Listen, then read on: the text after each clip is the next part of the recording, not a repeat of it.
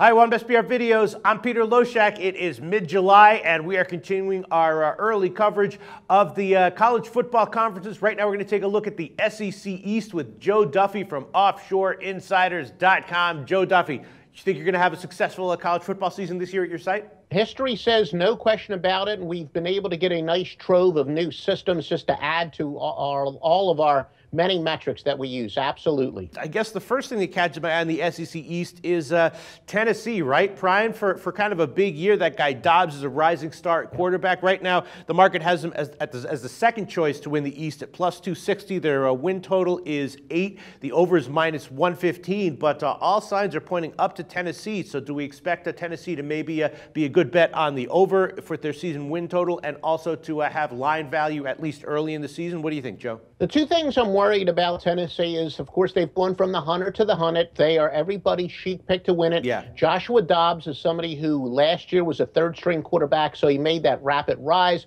Obviously, Butch Davis has done a tremendous job there with his recruiting, and this seems to be the year where a lot of things are in place, but they're not going to sneak up on anybody. So because they are everybody's chic team, that makes me just a little bit nervous. Their defense could be among the best. They have a defensive line that's great. Their defensive backs are outstanding. But again, I'm a little bit worried they're no longer going to sneak up on teams. But remember, back when Tennessee was a powerhouse in the Phil Fulmer days, there was not a tougher place to win. So if anything, Tennessee is going to be very tough at home because I think those crazy, raucous crowds are going to return, and they really have something to cheer about for the first time in quite some time. All right, well, let's talk about the favorite then in the SEC East, which is Georgia. They have a little bit of uncertainty at quarterback heading into the season, a new offensive coordinator, but they have a very strong offensive line, possibly probably the best in the SEC, and they're the favorite to win the SEC East at plus 170. The season win total is 9, minus 130. Do you think the market is accurately rating Georgia or possibly undervaluing them? Well, Georgia's had quite an interesting history under Mark Richt. They always come in highly touted, and then they wind up losing a big game somewhere along the line. Although to Rick's somewhat defense, he's really had some tough luck when it comes to injuries to skill position players. We know about Nick Chubb, how he emerged last year. But Georgia could have really a spectacular running game. I'd be really looking to this kid, Marshall, who was a big recruit a couple years ago. He's been hurt. Georgia could have one of the deepest running games in the country. You're right.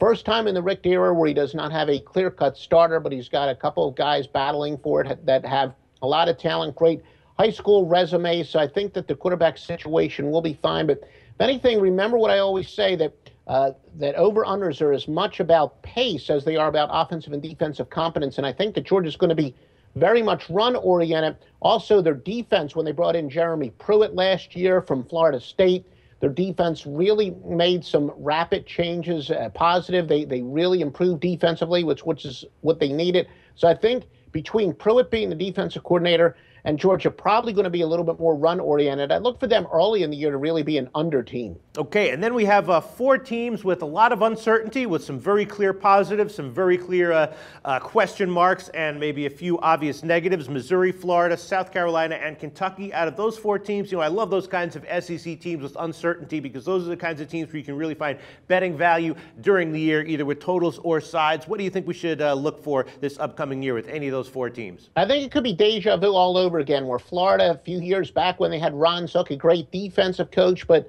as much as it's a great cliche to say winning begins with defense, Florida, again, the poster child. You can have a great defense, but if you want to win with defense, you better have a great offense. Will Muschamp is out of there. Again, great defensive coach, terrible head coach. Now, of course, they're going more towards the offense. I do think that, no question, Florida's personnel is much better on defense, but I think the coaching change alone is going to improve their offense. I think it's going to be a little tough to get a true handle on their over-under. That's one of the reasons why I say that the best handicappers make good week-to-week adjustments, not only do the preseason homework, but I do think Florida, by coaching change alone, kind of like when they went from Zook to Meyer, they're going to be a much better team because of their coaching. Florida was an underachieving team, a lot of defensive talent, and I think their offensive talent is better than a lot of people thought, and we're going to see that. Yeah, I guess looking at Florida, it seems like the offensive line is going to be a big weakness. Now, of course, that could change by week 3 or 4, and we could look at them and say, wow, they have a surprisingly strong offensive line. But at least on paper, to start the year, it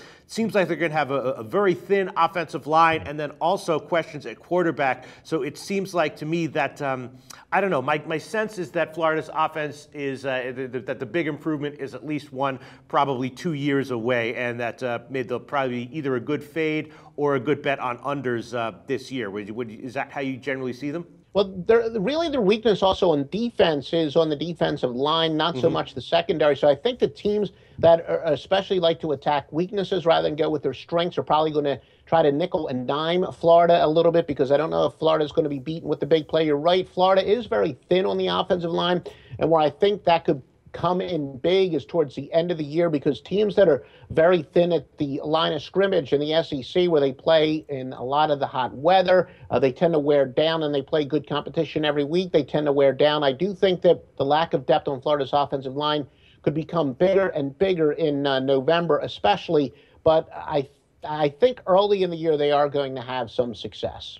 And then the most interesting team, I think, maybe in the SEC East is Kentucky. It's kind of a critical season for Stoops in Kentucky. They they gave them the staff raises. They built a new stadium, a new practice facility, and they've got some interesting talent on the field. They've actually got 2 quarterbacks who are looking pretty good, and they've got great special teams. There's also something that can go under the radar a little bit, and I'm thinking that maybe we'll see some overs from Kentucky and possibly some line betting value. What do you think, Joe? Well, their new offensive coordinator, Shannon Dawson, he is certainly a student of the air raid offense. Yeah. They're very strong on the offensive line. They got 4 starters back on the offensive line. As you said, they made a big effort a couple years ago to really raise the level of the football program. Obviously, Kentucky is the only SEC school that you're going to hear described as a basketball school, but Kentucky starting to take football a little more seriously. They've had 3 straight years where they've had top 40 recruiting classes.